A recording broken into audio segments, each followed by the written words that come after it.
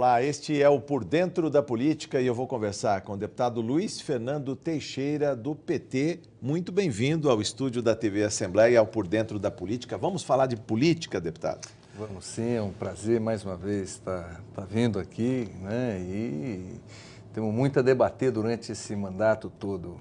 Deputado, eu queria que o senhor falasse um pouco de aspirações políticas da sua região, o ABC, a cidade de São Bernardo do Campo em especial. Depois vamos falar de propostas, de projetos. Perfeito. Mas sobre as aspirações de uma região muito próspera, não só da Grande São Paulo, do estado de São Paulo, mas do país. Eu queria que o senhor falasse um pouco de como o seu mandato traduz as aspirações populares do povo do ABC. Então, eu quero, né, é óbvio que nós vamos focar um pouco no ABC, mas eu tive uma votação interessante, né? Eu fui votado no estado todo e votações importantes. Eu fui o deputado mais votado, eleito da Baixada Santista pelo Partido dos Trabalhadores, mais votado na região da Mogiana pelo Partido dos Trabalhadores e assim, eu fui votado em regiões expressivas, Alto Tietê, né? Mas é verdade que o ABC é a região onde eu tive a maior votação, São Bernardo, Santo André, Sim. Diadema, São Caetano, Mauá, Ribeirão Pires e Rio Grande da Serra, 7 cidades. E ali é uma região, como você disse, extremamente próspera, com muito pouco investimento do governo do estado, né? Você vê a presença do estado de uma forma muito fraca naquela Sim. região. E uma região que ela vem passando por uma transformação muito grande, né? Próspera e posso falar também, corrigindo, desigual. Tem Exato. Muitos bolsões de pobreza ainda. Sem dúvida nenhuma, com muitos bolsões de pobreza. E você tem uma ausência do Estado de São Paulo, do governo do Estado ali muito grande, especialmente na educação, creio eu, um dos principais problemas do nosso Estado, a ausência da educação, a ausência do Estado, o Estado simplesmente se retirou como se não fosse um problema dele, né? Você vê um problema grave na área da segurança, mas você também vê problemas na área de habitação, enfim, uma gama de problemas grandes que o Estado se faz ausente, né? E aquela região agora, ela vem se organizando nos últimos tempos através de um consórcio intermunicipal. E você não via também a presença de deputados estaduais atuando junto a esse consórcio. Você tinha ali alguns deputados estaduais, mas que, assim, refletia muito serem vereadores. Ex-vereadores que se tornaram deputados estaduais representando as suas cidades e não a sua região, né?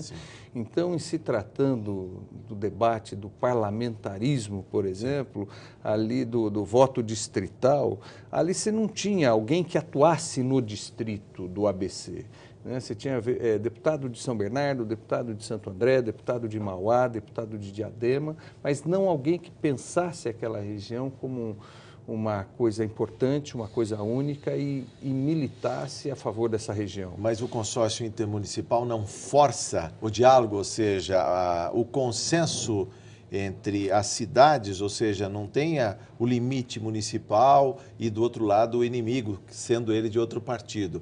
O consórcio não aglutina? O consórcio aglutina. O que faltava era deputados que se somassem ao consórcio. Sim. No consórcio, nas prefeituras, você tem prefeitos do PSDB, do PT, do PMDB, do PV, né, vários partidos, portanto, e todos irmanados, juntos, pensando nos problemas comuns e às vezes até pensando em problemas daquele município, como é que nós podemos te ajudar, né? E sem a presença de nenhum deputado. Eu creio que a lógica um pouco da minha candidatura vem também nesse sentido, no sentido de criar um outro canal de interlocução. De fazer essa interlocução, de me somar a esses prefeitos e pensarmos o ABC de uma forma única, até porque é único. O indivíduo sai de manhã com problema de saúde, ele vai rodando os hospitais do ABC, não é? Se ele está em Diadema, não tem vaga, ele vai para Santo André, São Bernardo e assim vai, São Caetano, vai batendo até que ele consiga uma vaga. E as cidades são conurbadas, umas... você não sabe aonde você sai de uma, começa a outra, né? E os problemas também avançam os limites municipais. Sem dúvida nenhuma. Esse que é o grande desafio lá dos gestores no tocante ao desenvolvimento estratégico, porque a região cresceu muito e se nota de maneira desorganizada, né, deputado? Sem dúvida nenhuma. Passou por um processo de favelização importantíssimo na década de 70 Sim. e 80. Inclusive de uma com a forma, ocupação das áreas de manancial, as sem represas, dúvida, né? sem dúvida, áreas não só à beira da represa, mas como áreas de preservação permanente de matas e outras, né? Foi quando tivemos o boom da indústria. Sim. E tivemos uma migração muito importante, né? E teve um crescimento totalmente desordenado, né? Hoje, o grande desafio dos gestores públicos é fazer esse enfrentamento, né? E trabalhar. Hoje, uma das grandes demandas lá, além da saúde, que esse é um problema de todos os municípios, né? Mas a habitação é um problema crônico, né? E com soluções importantes. São Bernardo tem um grande projeto habitacional, o prefeito Luiz Marinho entregou já mais de 5.000 habitações, tem outras quase 5.000 a entregar até o final do mandato, né? E essa mesma solução sendo discutida em todas as cidades. Problemas, hoje, você tem ali um problema de drenagem muito grande. Pois é, por essa esse é um grande problema lá de drenagem urbana, as exato, enchentes, alagamentos ali que paralisam a região. Mas o senhor falou da ausência de investimento na área de educação da parte do Estado, mas o governo federal investiu muito na mobilidade e também na questão do saneamento na região. Sem dúvida. Hoje, em São Bernardo do Campo, se tem a maior obra de drenagem, creio que em execução no Brasil, né? É uma cidade toda sendo drenada, com intervenções que vão para quase todo o ABC, interferem com Diadema, interferem com São Caetano, interferem com Santo André, obras importantíssimas de drenagem, também obras de mobilidade fantásticas, como nunca aquela região teve Experimentou, no passado. nunca, né? E o que você tinha ali sérios problemas. Um caminhão quebrado em Diadema separava Mauá, separava Santo André, separava São Bernardo e tal.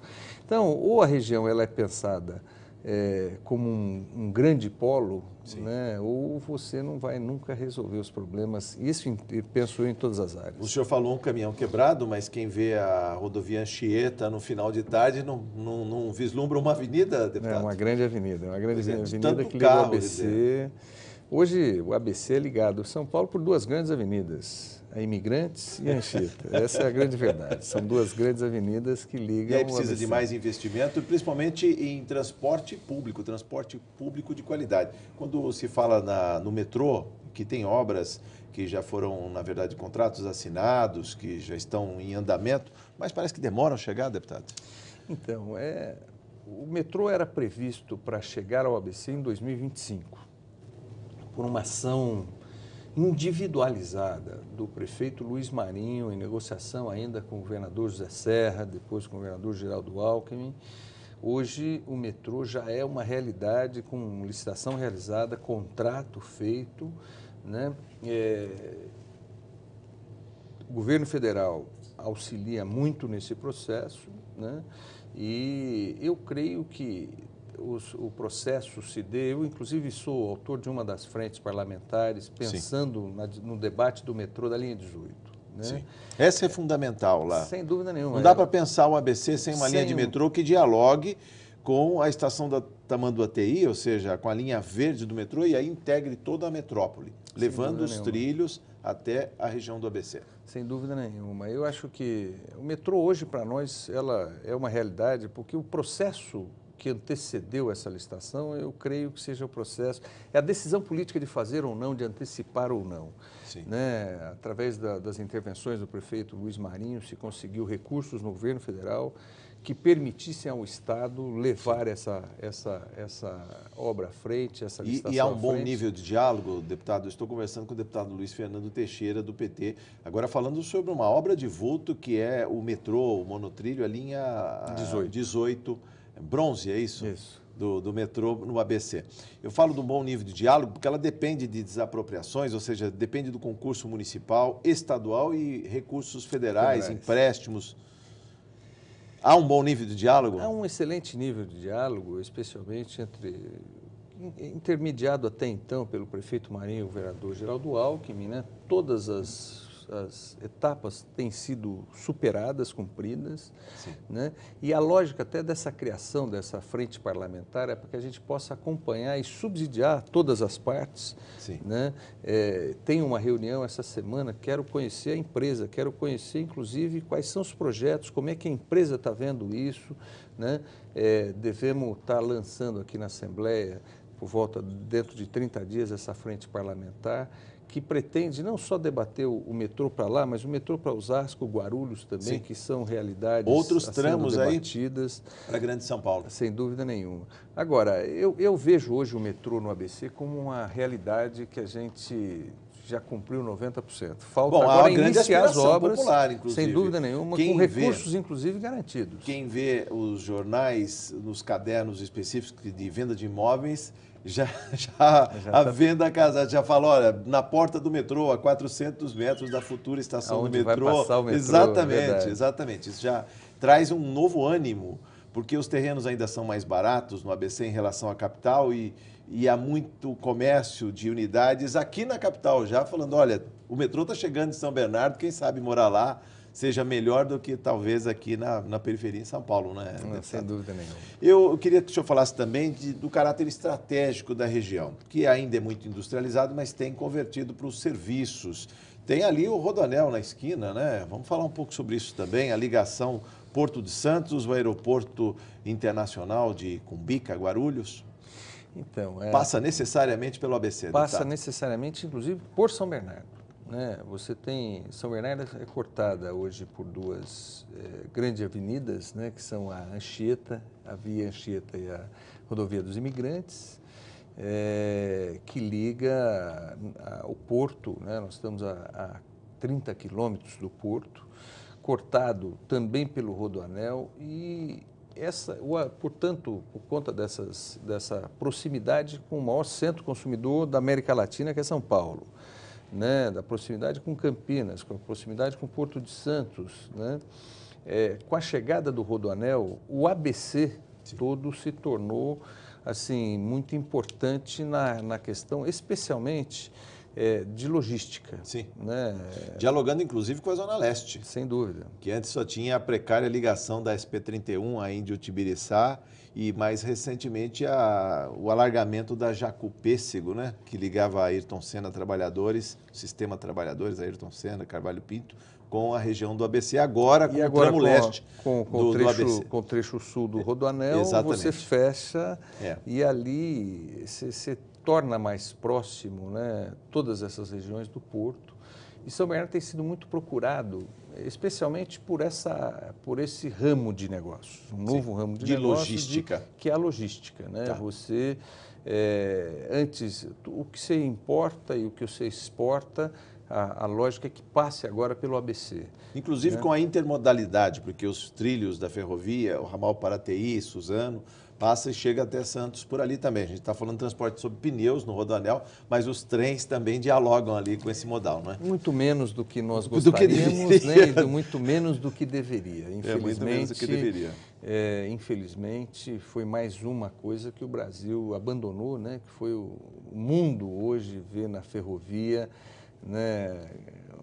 Você anda na Europa toda de trem, você não anda de avião, você anda de trem. O trem é a modernidade, trem-bala, já tem trens funcionando na China a 600 km por hora. Exato, e no Brasil, infelizmente, isso foi abandonado e hoje sucateado totalmente. Né? Então, Está aí mais uma frente parlamentar para o senhor se tornar signatário dos defensores da malha ferroviária paulista. Deputado, nós falamos de saúde, falamos de educação, falamos de transporte, falamos de habitação, de saneamento básico, controle de enchentes, mas eu quero falar também sobre o cuidar de pessoas, cuidar de jovens, cuidar de crianças. Eu vejo aqui, quando se fala num projeto Tigrinho, o que vem a ser o projeto Tigrinho e como ele pode ser também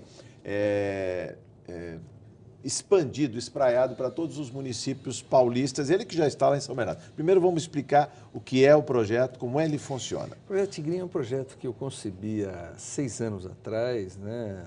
O São Bernardo Futebol Clube, uma UCIP, numa parceria com a Prefeitura de São Bernardo, iniciamos alguns campos de futebol, algumas escolinhas. Escolinhas de futebol? Escolinhas de futebol.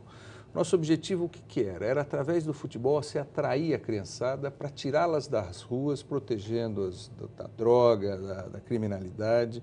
Esse era o nosso objetivo. Não era formar um craque, não era formar um grande jogador, mas era, sim, formar um cidadão e não perder as nossas crianças. Ele aparecer também entre tantos campos, entre as possibilidades. Mas não era o foco, nunca foi o foco. Nunca foi o foco. Existem, se você perguntar, mas tem no meio? Tem. Tem sim, tem meninos. Tem um menino de 11 anos, numa escolinha que eu visitei agora com o secretário Celso Jatene.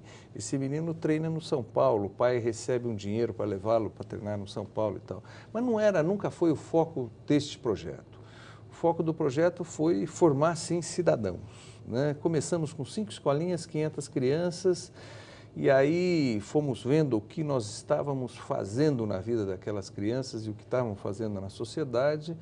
Montamos a 6ª, a 7ª, a 8ª, e Deus veio nos abençoando. Hoje nós temos quase 50 unidades. 50 unidades? Temos mais de 8.000, por volta de 8.400 crianças, meninos e meninas, de 7 a 16 anos. Nós temos 30 e poucas unidades em São Bernardo do Campo, né?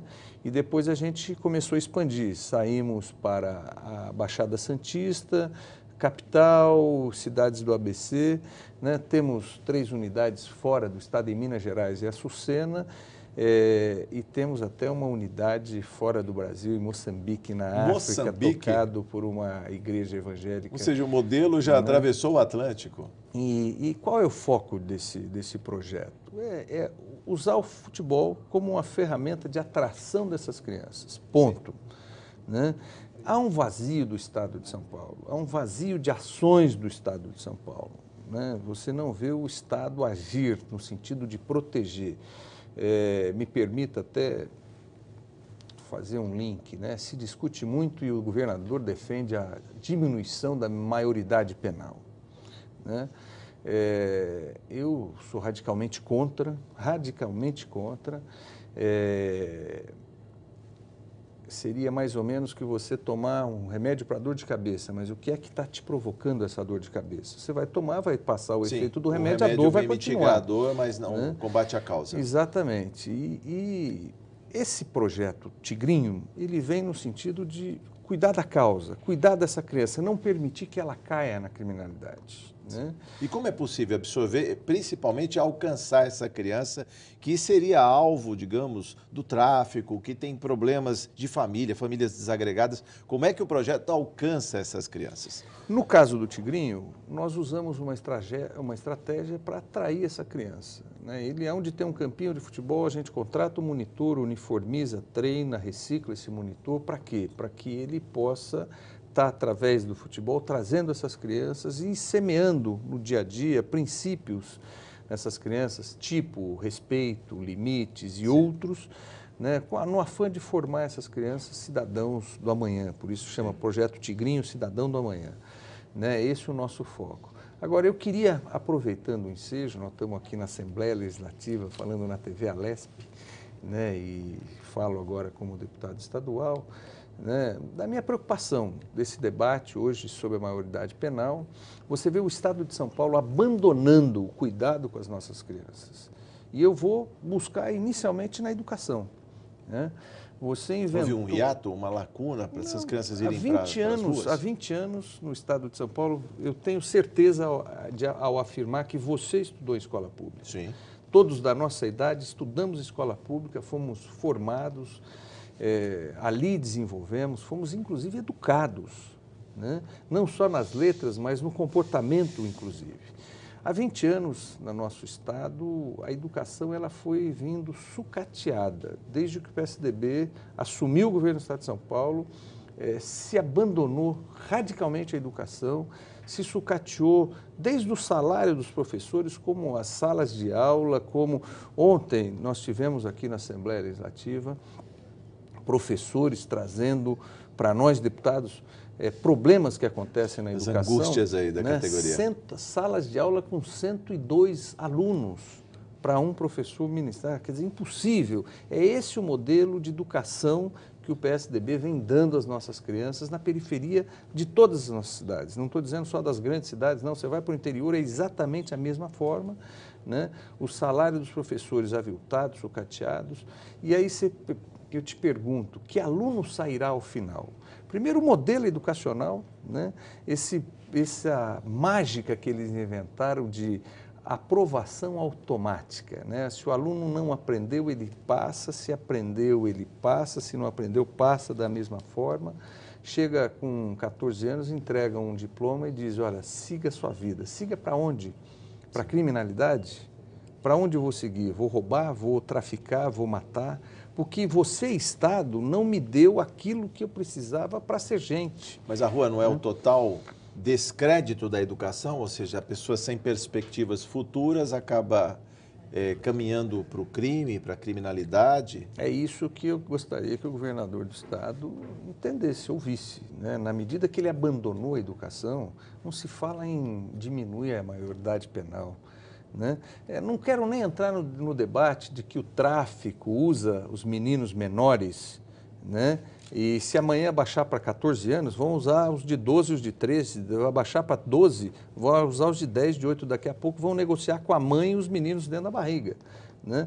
Agora, você não quer, quando você fala em diminuir a maioridade penal, você precisa entrar no debate da causa. Quem é que tem feito isso? E para mim é muito claro.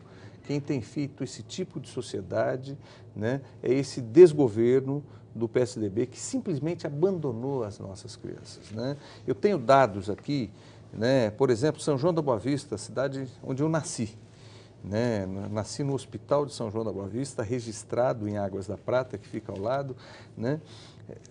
Dados do G1, portal G1, Globo.com, né? Que no ano de 2015 nós tivemos um aumento de 350% de infratores apreendidos, né? De crianças apreendidas em São João da Boa Vista, houve um aumento de menores infratores de 350%. Por que é isso? 350% é uma explosão, deputado. Tá, mesmo em se aconteceu? tratando de uma cidade, São João da Boa Vista. O que aconteceu ali? Por que está acontecendo isso? Você vai fazer o quê? Construir Fundação Casa, diminuir a maioridade penal, ou você vai resolver o problema, que é dar uma escola melhor, é dar uma condição de vida, trazer projetos como o Projeto Tigrinho, projetos na cultura, projetos utilizando a música, enfim, várias possibilidades, você atrair essas crianças e resgatá-las antes de perdê-las. Pois é, eu queria que o senhor falasse do investimento que se faz num projeto como o Tigrinho, como prevenção. Todo mundo sabe que a prevenção é muito mais barata do que custear um jovem infrator numa unidade da Fundação Casa depois. 3 anos lá de internação. Eu não sei quanto tempo faz que você não dá um bom giro no estado de São Paulo. Não sei se faz muito tempo. Eu faço isso comumente. Comumente. Eu, na campanha agora que me elegi deputado, eu fiz campanha no estado todo e rodei esse estado. E é deprimente a quantidade de fundação, casa e presídios que você vai ver no interior de São Paulo, né? Quanto custa a construção de um presídio? Quanto custa você tirar da família, do seio da família, um jovem e prendê-lo? Qual é o custo disso emocional? Era uma pessoa que poderia estar produzindo, trabalhando, ser um pai de família, mais alguém produzindo nesse país, né? Nós fizemos, o Estado de São Paulo fez uma opção clara, né? O governo do PSDB fez uma opção clara de abandonar essas crianças, né? De não investir na prevenção, de não investir na educação. Muitos deles são mortos, né? E outros são presos. E os outros estão assaltando, estão sequestrando. O filho do governador, infelizmente, o filho que o governador perdeu naquela tragédia, tinha sofrido tentativa de sequestro, né? Olha, você percebe? Que atinge todos os estratos da quem sociedade. São essas crianças que estão sequestrando? São crianças que nós não cuidamos, que nós abandonamos na sua infância, na sua juventude, na sua adolescência. São crianças que nós não pensamos em fazer para eles o esporte, a cultura, a educação, de forma a formá-los homens, né, que fossem pais de família, do bem, né? São essas crianças, são vítimas da nossa sociedade. Deputado, infelizmente o nosso tempo se esgotou e esse é assunto para mais um outro programa Por Dentro da Política. Muito obrigado por ter vindo aqui, já fica o convite para uma outra oportunidade. Eu que agradeço a oportunidade e quero voltar aqui. Gostaria muito de debater, é um tema que está sendo discutido, infelizmente, correm o risco de rasgar nossa Constituição e diminuir a maioridade penal, e eu quero ser convidado, sim, para fazer um debate a respeito desse assunto. Muito obrigado, volte mais vezes, deputado. Eu conversei com o deputado Luiz Fernando Teixeira, do PT. Você ficou por dentro da política. Muito obrigado por sua audiência.